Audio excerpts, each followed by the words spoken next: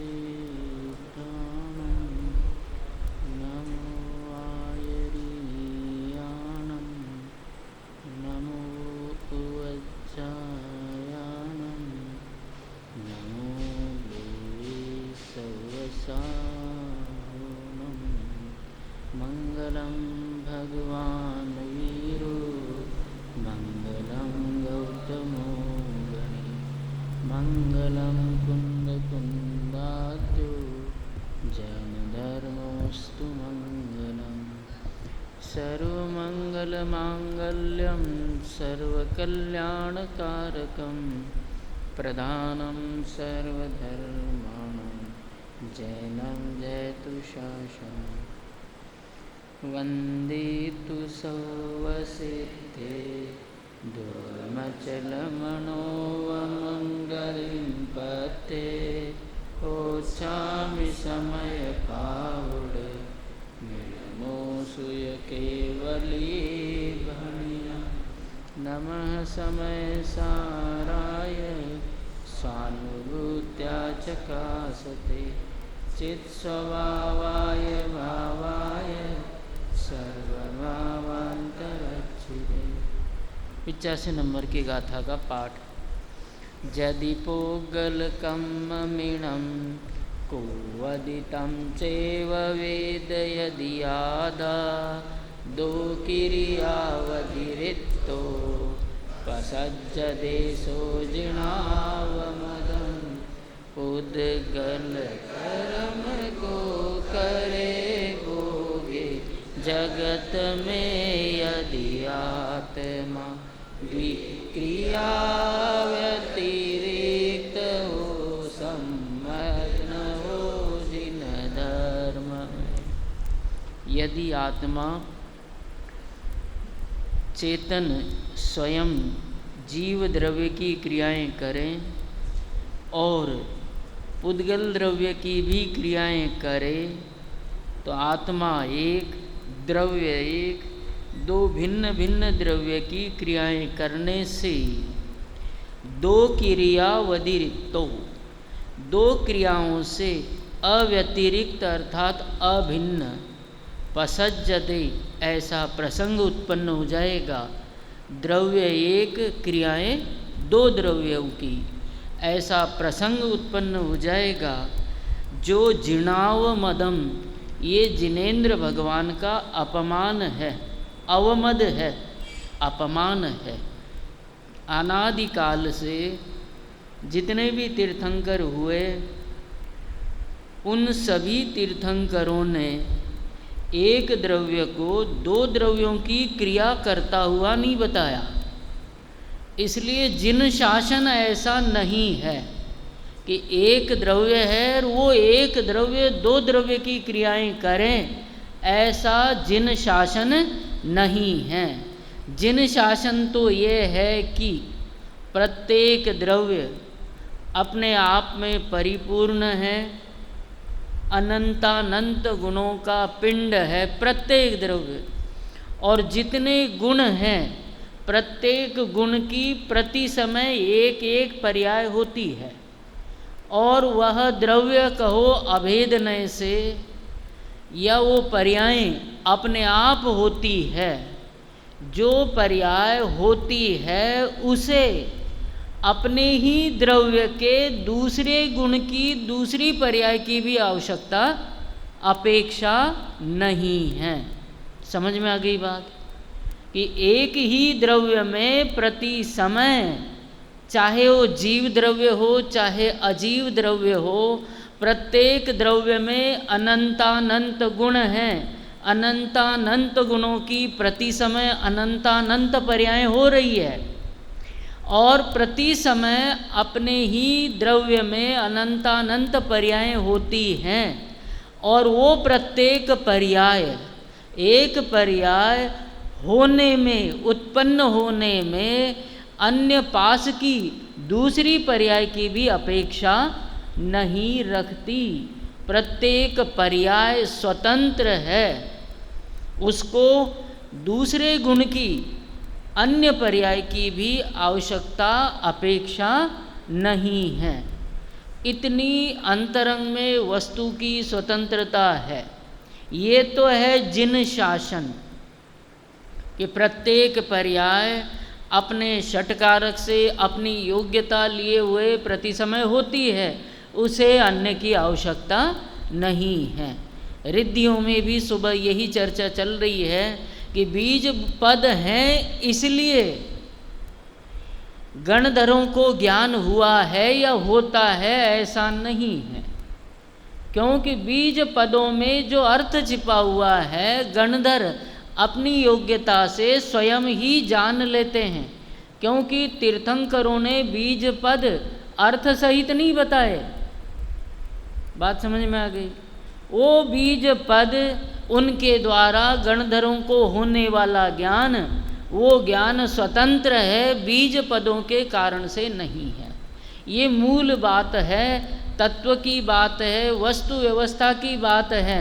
लेकिन स्वामी जी का विरोध करने के लिए विरोध करने वाले लोग, तत्व ज्ञान समझना है ये बात छोड़ करके सिर्फ विरोध के लिए विरोध करने वाले लोगों ने इसके अन्य अन्य मतलब निकाले, क्योंकि निमित्त नैमित्तिक संबंध लोक व्यवहार में घने हैं। लोगों को निमित्त नैमित्तिक संबंध की भाषा में समझाया जाए तो उनको समझ में भी जल्दी से आ जाता है, और उनको उल्टा समझाया जाए तो वो भी समझ में आ जाएगा।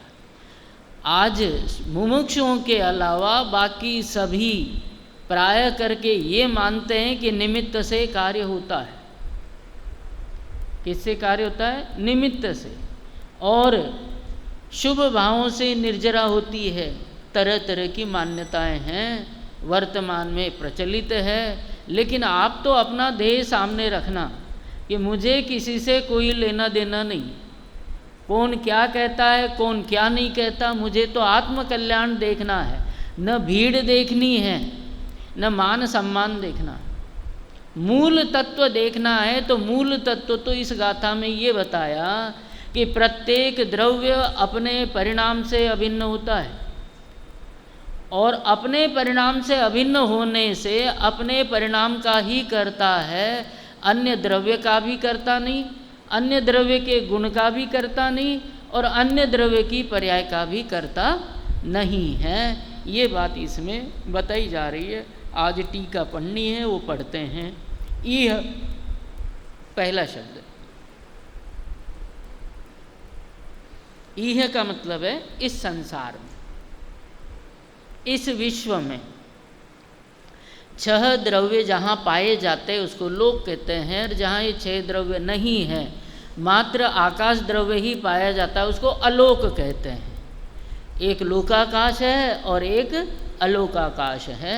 यहाँ इह का अर्थ जहाँ 6 द्रव्य पाए जाते हैं, जहाँ मैं विराजमान हूँ, जहाँ मैं अनादिकाल से भटक रहा हूँ, ऐसे इस संसार में, यह इस संसार में खलु निश्चय से तो ऐसा है।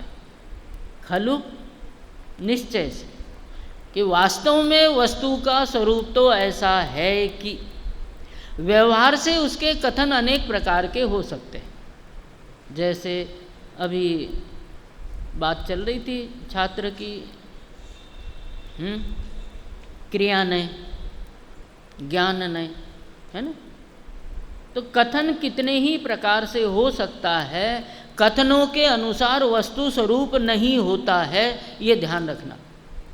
कथन के अनुसार वस्तु स्वरूप नहीं होता, कथन अनेक प्रकार से होता है, हुआ करता है। जैसे टोडरमल जी ने ही लिखा है मोक्ष और प्रकाशक में, कि व्यवहार मोक्ष मार्ग और दूसरा निश्चय मोक्ष। मोक्ष मार्ग 2 नहीं है, मोक्ष मार्ग तो एक ही होता है, लेकिन उसका कथन 2 प्रकार से किया जाता है। जो यथार्थ है उसको तो निश्चय कहते हैं, और किसी निमित्त आदि की अपेक्षा से कहा जाता है, संयोग की अपेक्षा से कहा जाता है, भेद अभेद की अपेक्षा से कहा जाता है, तो वो व्यवहार कहलाता है। अभेद में भेद करना व्यवहार है, भेद में अभेद करना व्यवहार है। उपादान के दृष्टि से उपादान ही कार्य का करता है ऐसा कहना निश्चय है, और निमित्त को कार्य का करता कहना ये व्यवहार है। ये एक बात अच्छी तरह से ध्यान रखना कि एक वस्तु के एक स्वरूप के कथन अनेक प्रकार से होते हैं, लेकिन वस्तु स्वरूप अनेक प्रकार का नहीं होता है। तो खलु शब्द के द्वारा ये कहना चाहते हैं कि यहाँ व्यवहार की बात नहीं है, जैसा वस्तु का स्वरूप है उसका कथन कर रहे हैं। कौन सा शब्द है? खलु। कि यहाँ खलु मतलब निश्चय का कथन चल रहा है। निश्चय की अर्थात वस्तु स्वरूप की अपेक्षा ये कथन है। जैसा वस्तु का स्वरूप है वैसा ही जो कथन करता है, ऐसे नय को निश्चय का नय कहते हैं। और जैसा वस्तु का स्वरूप नहीं है, बात समझ में आ गई? जैसा वस्तु का स्वरूप नहीं है, किसी निमित्त या परद्रव्य की अपेक्षा से, या किसी समझाने आदि के लिए भेद की अपेक्षा से, या समझाने के लिए दो में अभेद करने की अपेक्षा से समझाया जाए, तो समझाने के लिए जो कथन किया जाता है वो वस्तु स्वरूप नहीं होता है, वस्तु स्वरूप उससे भिन्न होता है। यहाँ खलु मतलब निश्चय प्रधान, निश्चय नय का कथन है कि क्रिया। क्या शब्द है? क्रिया। क्रिया किसे कहते हैं उसकी परिभाषा, डेफिनेशन है ये। क्रिया, क्रिया किसे कहते हैं? क्रिया ही मतलब क्रिया उसे कहते हैं, ही है ना ये, निश्चय से, निश्चय से क्रिया उसे कहते हैं। किसे कहते हैं? तो पहली बात तो क्रिया का मतलब क्या है? क्रिया का मतलब क्या? हम पढ़ाई कर रहे हैं, अध्ययन कर रहे हैं, इस समय समय सार जैसे महान ग्रंथ का अध्ययन कर रहे हैं। कईयों को तो देखने को ही नहीं मिला। स्वामी जी को तो उनके मत में दीक्षा लेने के बाद भी देखने को नहीं मिला था, और जब देखने को मिला तो जीवन ही पलट गया। कई दृष्टियों से अपने आप को पुण्यवान समझना कि आज हम स्मारक में ही बैठे हुए हैं, माउंट आबू वगैरह घूमने नहीं गए। दूसरी बात, यहाँ भी बैठे हैं तो ऐसे शांत धर्मायतन में बैठे हुए हैं। तीसरी बात, धर्मायतन में भी समय सार जैसा ग्रंथादिराज लेकर के बैठे हैं, और इस समय सार में भी कर्ता कर्म जैसा, वैसे जिनवाणी का एक एक अक्षर सर्वश्रेष्ठ होता है, लेकिन ये महिमा समय सार की कुछ अलग ही है, जिसके कारण से अनेक जीवों ने परिवर्तन भी किया, अपने जीवन में भी उनके परिवर्तन आया है। तो ऐसा ये ग्रंथ सामने है, इसका हम अध्ययन कर रहे हैं। अब इसमें से क्रिया का मतलब क्या बताओ, या अध्ययन का मतलब क्या? क्योंकि आगे शब्द है ना, क्रिया ही तावद। क्रिया मतलब क्या है? कि यहाँ अनेक क्रियाएं एक साथ हो रही है। इंद्रियों के द्वारा, चक्षु इंद्रिय के द्वारा देखने की क्रिया हो रही है, अक्षरों को देख रहे हैं, ये क्रिया हो रही है। इसमें भी चक्षु और जो अक्षर है इनमें अन्योन्य भाव है। कौन सा भाव है? अन्योन्य भाव है। ये पुद्गल का परिणमन है, दोनों ही, चक्षु भी और अक्षर भी। इसके साथ इसी समय इसके अलावा जीव का ज्ञान गुण का परिणमन भी हो रहा है, कषाय में मंदता रूप परिणमन भी हो रहा है। ज्ञान जीव का यावद भावी होने से लक्षण है, ऐसा षटखंडागम में आता है। क्या है? ज्ञान जीव का लक्षण है। ये रिद्धियों के प्रकरण में ही आगे चल करके वर्णन है। क्या शब्द है? यावद भावी, चाहे वरिष्ठ का हो चाहे कनिष्ठ का हो। यहाँ ये भेद मत करना कि ये छोटा है कि ये बड़ा है। कनिष्ठ का विद्यार्थी भी महाव्रत धारण करे तो हम सबसे बड़ा है। कुंद कुंद 8 वर्ष की उम्र में सबको समझ में आ जाएगा। यावत द्रव्य भावी, जब तक द्रव्य है, जब से द्रव्य है, वर्तमान में भी है और भविष्य में जब तक रहेगा तब तक ज्ञान उसके साथ रहता है। ज्ञान जीव का यावत भावी गुण है, इसलिए वो जीव का लक्षण है। कषाय आदि भले ही अन्य द्रव्य में नहीं पाई जाती, जीव में ही पाई जाती है, लेकिन जीव का लक्षण नहीं है। क्योंकि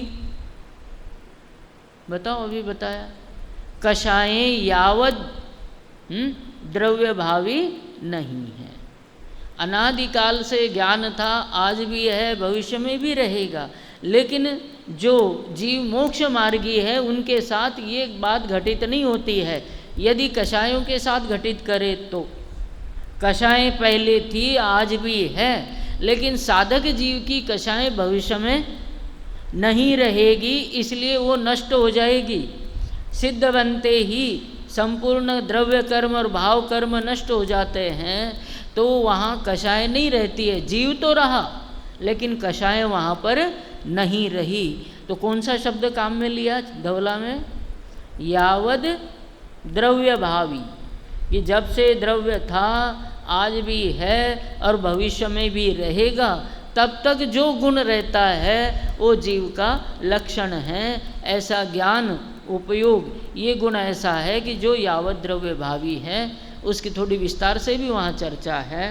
क्रिया इस समय ज्ञान की भी चल रही है, अक्षर भी पढ़े जा रहे हैं और देखा भी जा रहा है, और प्रत्येक गुण में इस समय अनेक क्रियाएं हो रही है। कहने का आशय ये है कि हमको ऐसा लग रहा है कि एक ही द्रव्य की क्रिया हो रही है।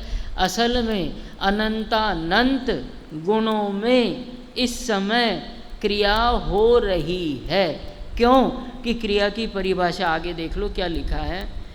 या यह खलु क्रिया, जो भी क्रिया है, तावद वो सारी की सारी क्रियाएं, अखिला अपि, अखिला समझ में आ गया?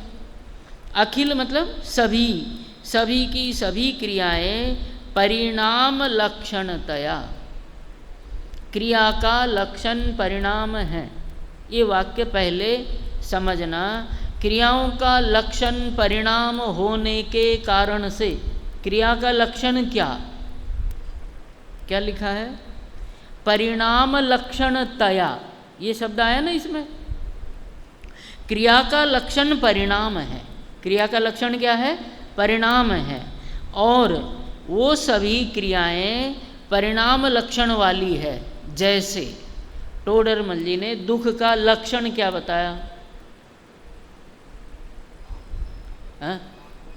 आकुलता दुख का लक्षण है, ये बताया ना, सभी को पता है। कनिष्ठ वाले बेचारे 3 महीने पहले आए, लेकिन ये ध्यान रखना, बेचारे बेचारे कोई नहीं, अनंतानंत गुणों के स्वामी हैं, अनंतानंत गुणों के भंडार है कि नहीं इसमें? कनिष्ठ के बाहर है? नहीं है? अच्छा, कोई बात नहीं, शास्त्री हैं सारे। क्या है कि दुख का लक्षण टोडरमल जी ने क्या बताया? आकुलता दुख का लक्षण है। जहाँ आकुलता है वहाँ दुख है ना, और जहाँ दुख है वहाँ नियम से आकुलता होती ही है। ये न्याय शास्त्र वाली बातें नहीं है। न्याय शास्त्र में क्या कहते हैं कि जहाँ धुआं है वहाँ अग्नि है ना, और जहाँ अग्नि है वहाँ धुआं हो भी और नहीं भी हो। मतलब व्याप्ति अलग तरीके से घटाते हैं कि जहाँ जहाँ धुआं है वहाँ वहाँ अग्नि है, और जहाँ अग्नि नहीं है वहाँ धुआं भी नहीं है। और न्याय शास्त्र में इसके 2 भेद कर दिए, एक अन्वय व्याप्ति और एक व्यतिरेक व्याप्ति। अन्वय में ये कहा कि जहाँ जहाँ धुआं होता है वहाँ वहाँ अग्नि होती है, और जहाँ धुआं नहीं वाली बात आ गई ना। व्यतिरेक व्याप्ति में नहीं की भाषा काम में लेते हैं कि जहाँ अग्नि नहीं है वहाँ धुआं भी नहीं है। नहीं है ये कहा, इसलिए व्यतिरेक व्याप्ति हो गई। धुआं है इसलिए अग्नि है, कौन सी व्याप्ति हो गई? अन्वय। लेकिन यहाँ सिद्धांत में जहाँ जहाँ दुख है वहाँ वहाँ आकुलता है, और जहाँ जहाँ आकुलता है वहाँ वहाँ दुख है। कैसे भी घटा लो, कहीं से भी घटा लो, अन्वय भी वही है और व्यतिरेक भी वही है। जहाँ दुख है वहाँ आकुलता नियम से है, और जहाँ आकुलता है वहाँ नियम से दुख है। अब यहाँ घटाना कि जहाँ परिणाम है वहाँ क्रिया है, और जहाँ क्रिया है वहाँ परिणाम है। एक प्रश्न, गुणों में और त्रिकाली ध्रुव में परिणाम है या नहीं है?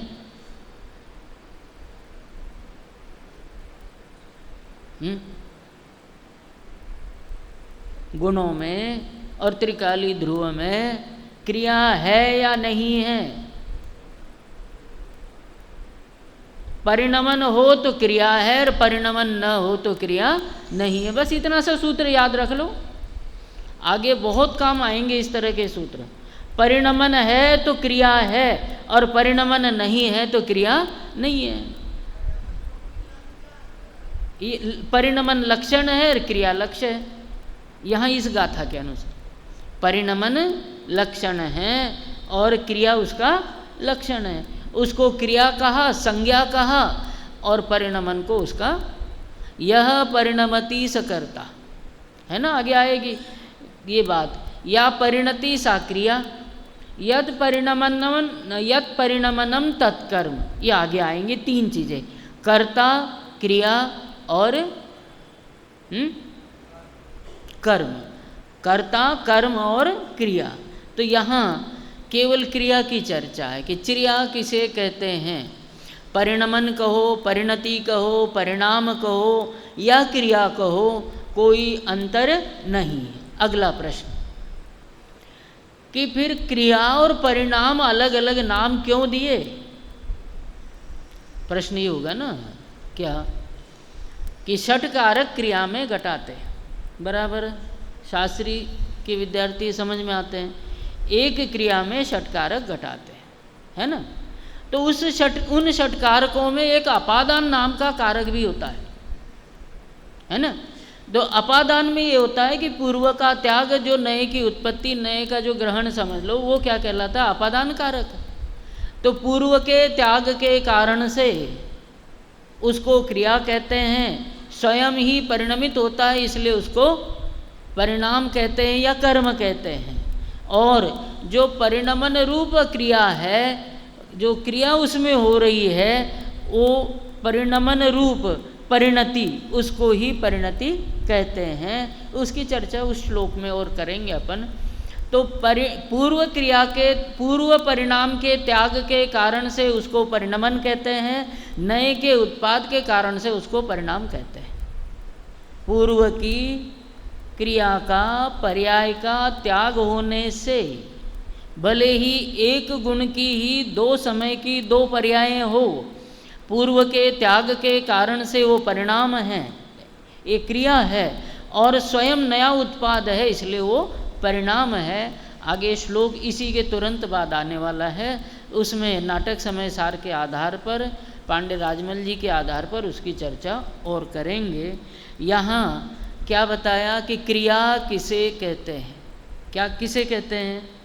क्रिया ही तावद अखिला अपि, इस संसार में जितनी भी क्रियाएं हैं, चाहे जीव की हो, चाहे पुद्गल की हो, धर्म द्रव्य की हो, अधर्म द्रव्य की हो, सभी की सभी परिणाम लक्षणतया न नाम परिणाम तो अस्ति भिन्ना, कि परिणाम लक्षण वाली होने से कोई भी क्रिया परिणाम तो परिणाम से भिन्ना न अस्ति, परिणाम से भिन्न नहीं है। कोई भी क्रिया परिणाम से भिन्न नहीं होती है। क्रिया कहो या परिणाम कहो, ये अलग बात है कि छद्मस्त को अनेक समय की पर्याय ही, अनेक समय की क्रिया ही पकड़ में आती है। पता है आपको पलक झपकाने में कितने समय बीत जाते हैं? हाँ, कितने समय बीत जाते हैं? सुना भी होगा आप लोगों ने, असंख्यात समय निकल जाते हैं एक पलक झपकाने में। अब एक पलक झपकाने में असंख्यात समय निकल जाते हैं। वो असंख्यात समय उनका जो अपन थोड़ा आधा आधा हिस्सा करते जाए, एक समय तक पहुंच जाए, तो क्या वो हमारे पकड़ में आ जाएगा? हमारे पकड़ में नहीं आता। तो क्या समझना कि क्रिया सूक्ष्म एक समय वाली छद्मस्तों के पकड़ में नहीं आ सकती, लेकिन क्रिया का सिद्धांत हम समझ सकते हैं। बात समझ में आ गई? क्रिया को नहीं जान सकते, लेकिन क्रिया के सिद्धांत को हम जान सकते। पकड़ में आ गई बात? क्या आशय है कहने का? क्रिया को हम पकड़ नहीं सकते, क्योंकि इतनी सूक्ष्म एक समय, और उस एक समय की क्रिया को तो नहीं पकड़ सकते, न जान सकते हैं, लेकिन उसका सिद्धांत क्या है क्रिया का? कि क्रिया का सिद्धांत यहाँ बता रहे हैं कि परिणाम लक्षण वाली क्रिया होती है। संसार में जितनी भी क्रियाएं हैं, वो प्रत्येक क्रिया, दोहला में ही ऐसा प्रसंग है जो इन्हीं रिद्धियों के प्रसंग में पढ़ने में आया कि श्रुत ज्ञान भी केवल ज्ञान की तरह अनंत पदार्थों को जानता है। श्रुत ज्ञान भी किसको जान रहा है? अनंत पदार्थों को जानता है।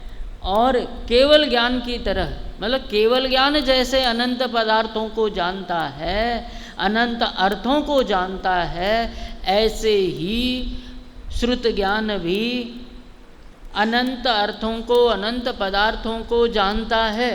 बराबर है? समझ में आ गया? अगला प्रश्न क्या होगा? फिर दोनों में अंतर क्या है? भाई केवल ज्ञान भी अनंत अर्थों को जान रहा है और श्रुत ज्ञान भी अनंत अर्थों को जान रहा है। अगला प्रश्न होगा क्या? नहीं। फिर केवल ज्ञान की आवश्यकता ही क्या है? दो ज्ञान क्यों बताए? हम तो इस ज्ञान को ही केवल ज्ञान के समान जान करके संतुष्ट हो जाएंगे, हमें केवल ज्ञान की भी आवश्यकता नहीं है। ज्ञान के 5 भेद किए ही क्यों, 4 ही कर देंगे। फिर अंतर क्या है? प्रत्यक्ष और बताओ आगे, परोक्ष का।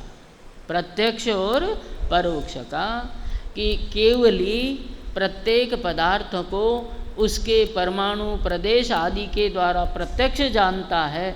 जानता केवली भी है अनंत पदार्थों को। केवली भगवान भी अनंतानंत पदार्थों को जानते हैं। वो प्रदेश प्रत्यक्ष भी जानते हैं, परमाणु प्रत्यक्ष भी जानते हैं, और उनके अविभागी प्रतिच्छेद को भी जानते हैं, और प्रत्येक पर्याय को भी जानते हैं, उसके अविभागी प्रतिच्छेदों को भी जानते हैं। प्रदेश प्रदेश को भिन्न भिन्न प्रत्यक्ष जानते हैं। ये तो केवली भगवान के केवल ज्ञान का कार्य हुआ। श्रुत ज्ञान में क्या होता है कि श्रुत ज्ञान में भी अनंतानंत पदार्थ जानने में आते हैं, लेकिन परमाणु प्रत्यक्ष नहीं होता, प्रदेश प्रत्यक्ष नहीं होता है श्रुत ज्ञान। इस तरह से वो जानता तो अनंत को है, सामान्यपने जानता है, विशेषपने केवली ही जानते हैं। प्रदेश प्रत्यक्ष श्रुत ज्ञान में नहीं होता है, केवल ज्ञान में ही होता है। प्रत्यक्ष और परोक्ष का अंतर है जानने की अपेक्षा से। बाकी वो भी अनंत को जानते, ये भी अनंत को जानते। अंतर तो है ही दोनों में। अंतर नहीं होता तो दो ज्ञान, दो नाम क्यों होते हैं? परिणाम लक्षण वाली क्रिया। क्रिया किसे कहते हैं? कि क्रिया का लक्षण परिणाम है। जो जो परिणाम है उसको क्रिया ही कहते हैं। परिणाम लक्षण वाली क्रिया होती है, क्योंकि आगे प्रकरण क्रिया शब्द का मुख्य रूप से प्रयोग इसलिए किया कि यह संसारी जीव अनादिकाल से अज्ञान दशा में मैं अपनी भी क्रिया करता हूँ और पर द्रव्य की भी क्रिया करता हूँ, ऐसा मानता है। ये तो बहुत बड़ी मूर्खता ही बताई जा रही है। टोडर मिल जी ने तो मोह की महिमा बताई कि जो पदार्थ प्रत्यक्ष भिन्न दिखाई देते हैं,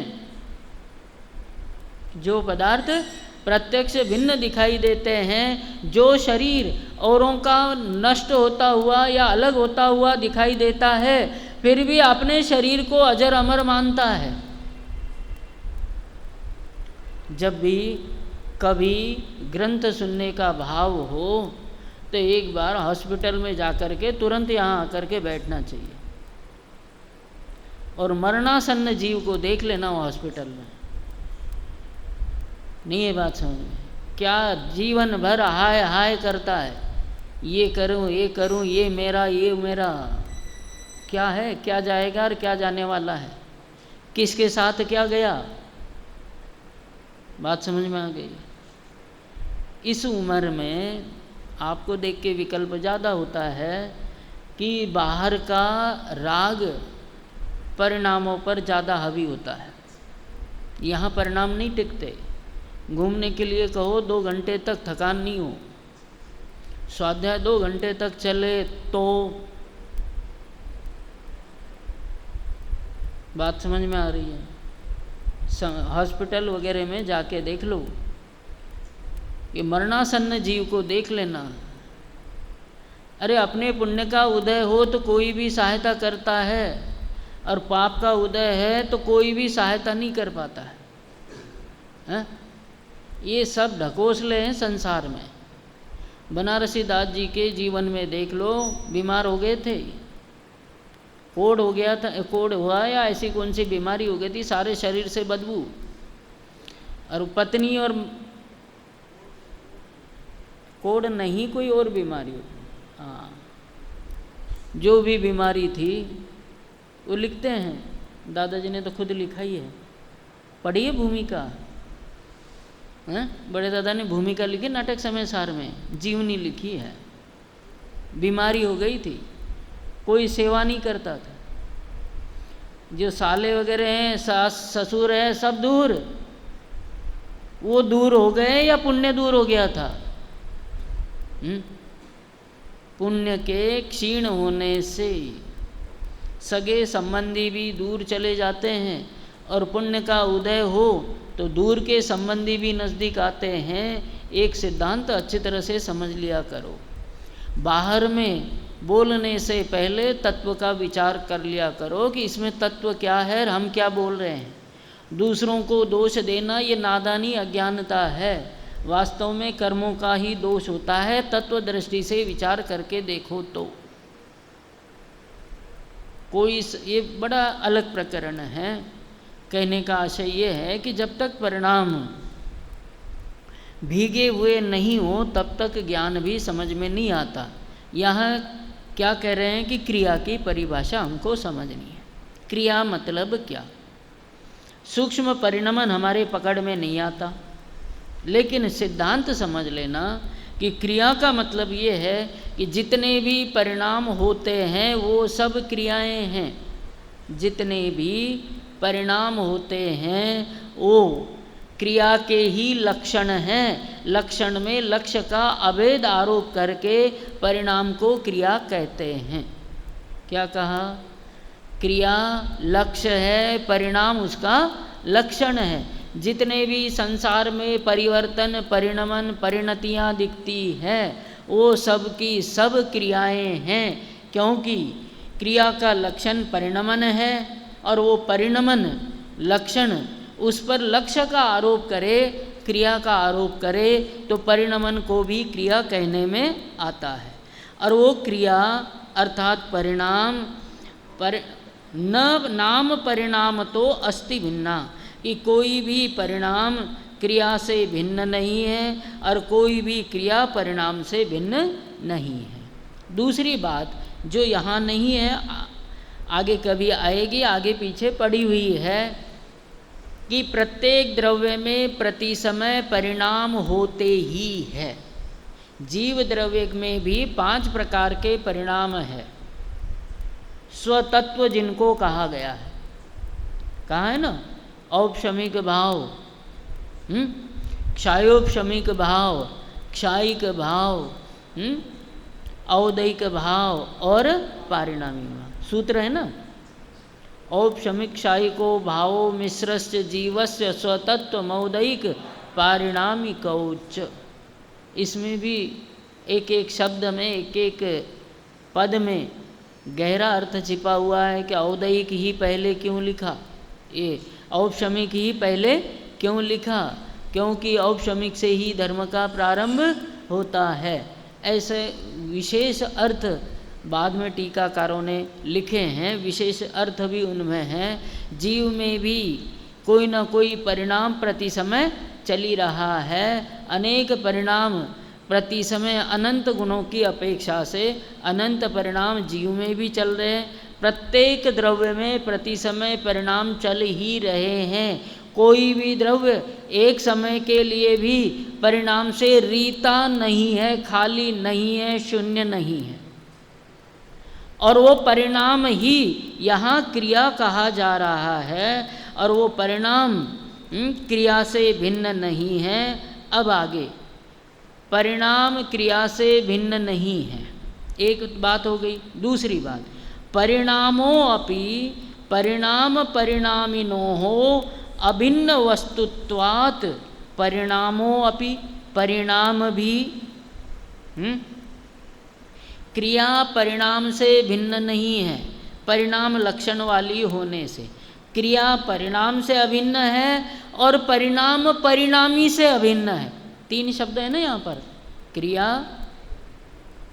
बोलो, परिणाम, और तीसरा परिणामी। क्रिया परिणाम से भिन्न नहीं है, क्रिया परिणाम से भिन्न नहीं है, परिणाम परिणामी से भिन्न नहीं है। बात पकड़ में आ रही है?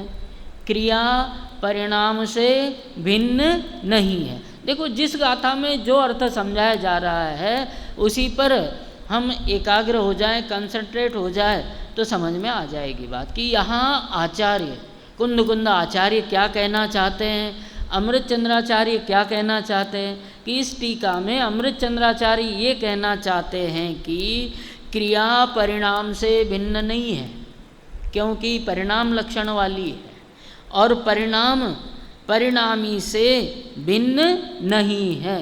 क्यों नहीं है? पहले क्या तर्क दिया और बाद में क्या तर्क दिया?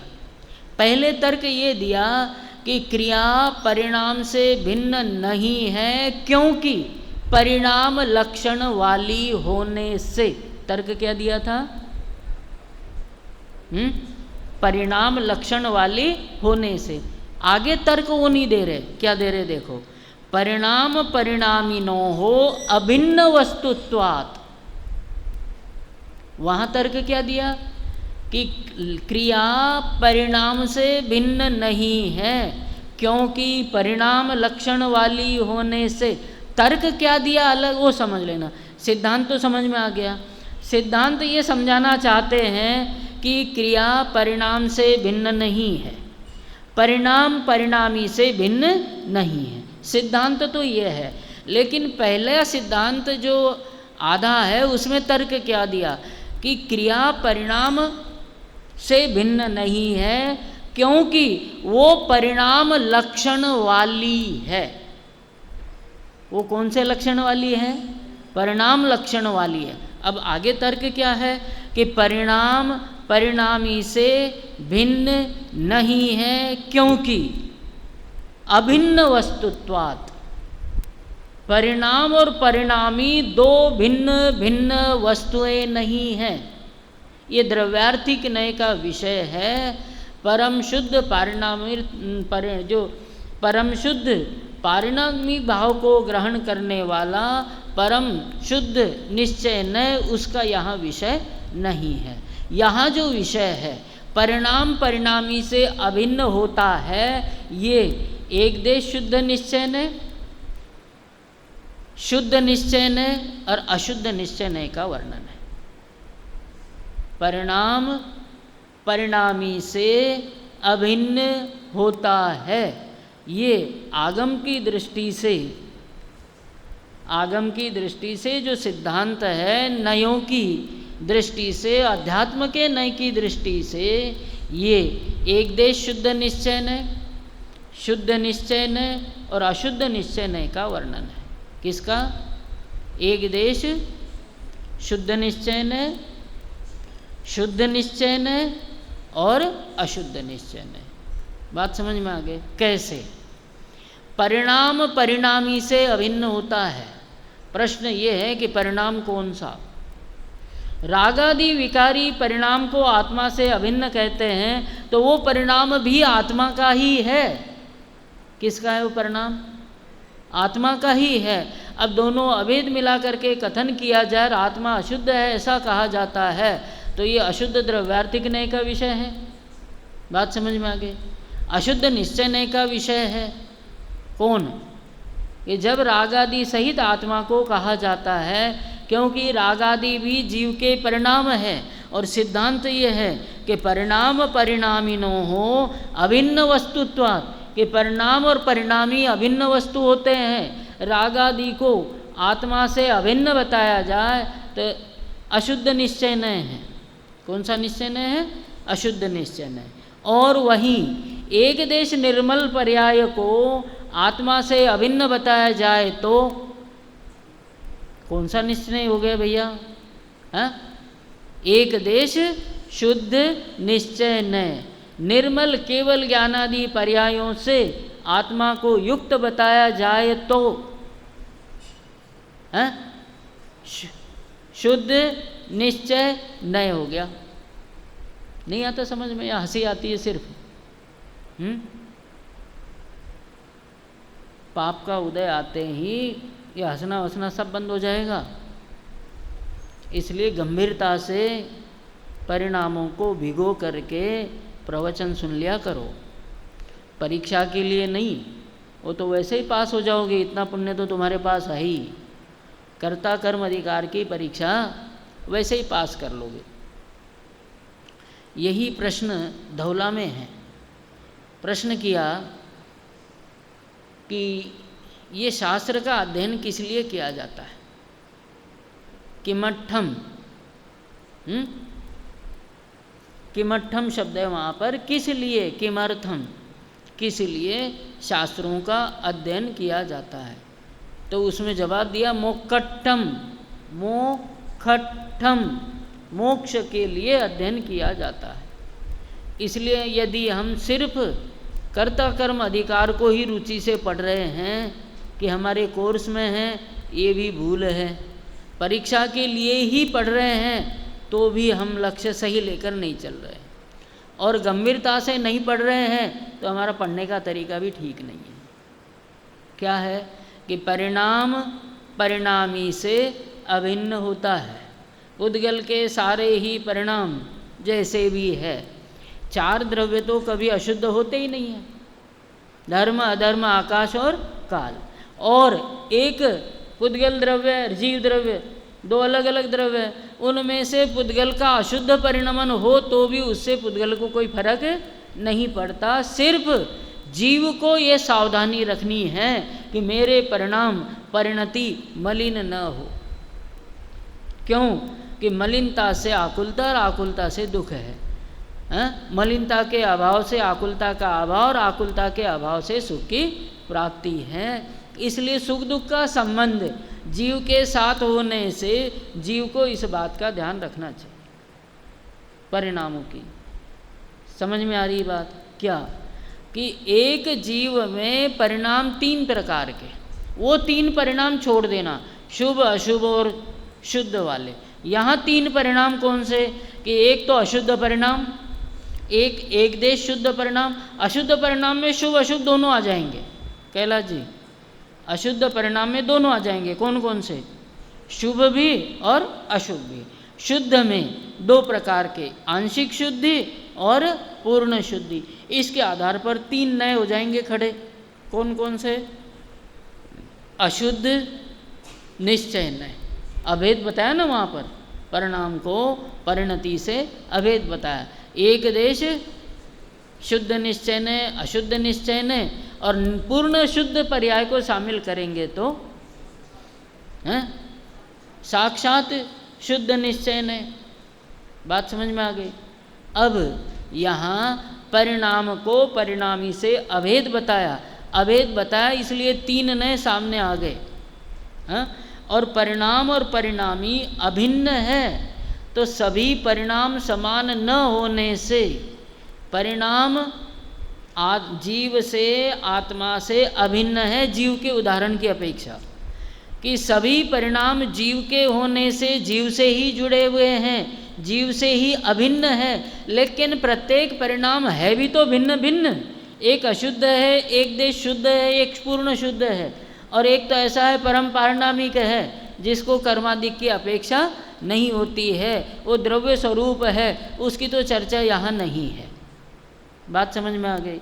ऐसे जो परिणाम है, जैसे अशुद्ध परिणाम है वो औदैहिक भाव है, शुद्ध परिणाम औपशमिक, क्षायोपशमिक और क्षायिक रूप होते हैं। अब इनमें इस दृष्टि से, भावों की दृष्टि से भी कितने ही भेद प्रभेद करो, लेकिन सामान्य सिद्धांत ये निकलेगा कि प्रत्येक परिणाम अपने परिणामी से अभिन्न होता है। बात समझ में आ गई। प्रत्येक परिणाम परिणामी से अभिन्न होता है, क्योंकि बताओ, आगे पढ़ो। अभिन्न वस्तुत्वात्, शब्द क्या दिया? अभिन्न वस्तुत्वात्। एक द्रव्य में दो परिणाम पाए जा रहे हैं, घबराना मत। एक नित्य परिणाम और एक अनित्य परिणाम। बात समझ में आ गई। एक नित्य परिणाम और एक अनित्य परिणाम। जो नित्य परिणाम है उसको यहाँ द्रव्य कहा, परिणामी कहा। जो नित्य परिणाम है, द्रव्य है, एक ही वस्तु में नित्यपना और अनित्यपना भी होता है। यही जैन दर्शन का अनेकांत है। बात समझ में आ गई। जिसको वस्तु यहाँ कहा जा रहा है वो नित्य है, और जिसको परिणाम कहा जा रहा है वो पर्याय है। पर्याय प्रति समय बदलती है, एक समय से अधिक ठहरती नहीं, और द्रव्य कभी परिणमित नहीं होता, इसलिए नित्य और शाश्वत है। यहाँ क्या लिखा है कि परिणाम परिणामी न हो, कि एक वस्तु ऐसी है जो नित्य है और एक वस्तु ऐसी है जो प्रति समय परिणमित होती है। परिणाम है वो प्रति समय परिणमित होने वाली वस्तु है, और परिणामी कभी परिणमित न होने वाली वस्तु है। अब यहाँ अपेक्षा दूसरी है। यहाँ ये कहते हैं कि जो परिणाम जिसका है उसके साथ अभेद विवक्षा से कहा जाता है, ऐसा अभेद द्रव्यार्थिक नय का विषय जो परिणामी है वो परिणामी यहाँ लेना। अनेकांत वाला परिणामी यहाँ नहीं है। समझ में आ रही बात? अनेकांत में जिसे परिणामी और अपरिणामी बताया जाता है उसमें तो एक पर्याय है और दूसरा त्रिकाली ध्रुव वस्तु है। वो अनेकांत वाला परिणामी और परिणाम वो यहाँ नहीं है। देखो छोटी छोटी बातें भी विचार करो तो बड़ी है। यहाँ क्या विचार किया कि परिणाम और परिणामी, दो शब्द है ना यहाँ पर। परिणाम परिणामी से अभिन्न होता है, परिणाम परिणामी से कभी भी भिन्न नहीं होता। क्यों? अभेद वस्तुत्वात्, ऐसा भी कह सकते हैं। क्या कह सकते हैं? अभेद वस्तुत्वात् भी कह सकते हैं। अब अभेद वस्तु कौन सी?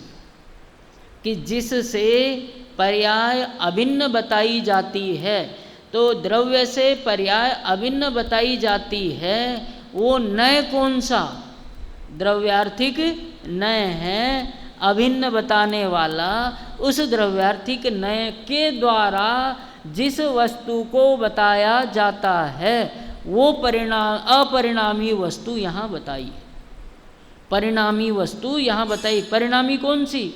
कि परिणाम को धारण करने वाली परिणामी वस्तु, अर्थात द्रव्यार्थिक नय के विषय वाली वस्तु ये परिणामी से भिन्न नहीं होती है। परिणामिनो न भिन्न, भिन्न नहीं होती है। इसके आगे की चर्चा अपन कल करेंगे। इसमें से सिद्धांत ये निकालेंगे कि कोई भी क्रिया, देखो अब तक जो समझाया ना उसका सिद्धांत कल निकालेंगे।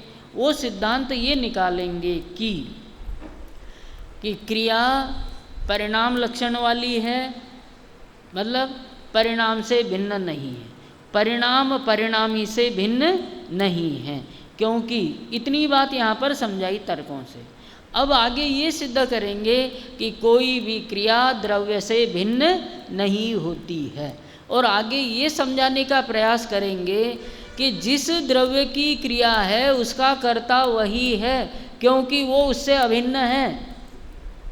और आप ये कहो कि मैं मेरी भी क्रिया करता हूँ क्योंकि मैं अपनी द्रव्य से अभिन्न हूँ और मैं दूसरे द्रव्य की क्रिया करता हूँ, तो आचार्य कहते हैं ये तुम्हारी यहाँ गलती हो जाएगी, क्योंकि तुम वहाँ अभिन्न नहीं हो सकते। ये व्याख्या चल रही है गाथा में जो अव्यतिरिक्त शब्द आया, प्राकृत में 1 मिनट लगेगा।